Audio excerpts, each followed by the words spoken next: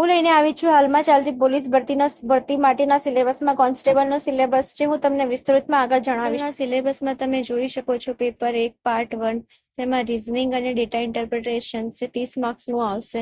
Second છે quantitative aptitude, એ પણ 30 માર્ક્સનું આવશે છે કે મેથ્સ છે. થર્ડમાં તમે જોઈ શકો છો કોમ્પ્રિહેન્શન ઇન ગુજરાતી લેંગ્વેજ, એટલે કે ગુજરાતી ભાષા આવશે, જેમાં ફકરા પરથી પ્રશ્નોના જવાબ આપવાના રહેશે.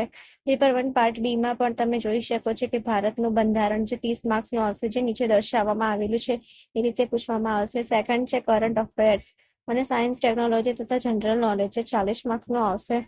તમે કરંટ અફેર્સમાં રોજબરોજના બનાવો હોય છે એ આવી શકે છે. વિજ્ઞાન અને ટેકનોલોજી, જે નીચે દર્શાવવામાં આવેલું છે.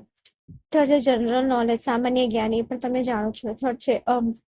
થર્ડ છે ઇતિહાસ, સાંસ્કૃતિક વારસો, ગુજરાત તથા ભારતનું ભૂગોળ, જે 50 માર્ક્સનું આવશે, જે નીચે દર્શાવવામાં આવેલું છે એ રીતે અહીંયા પૂછવામાં આવશે.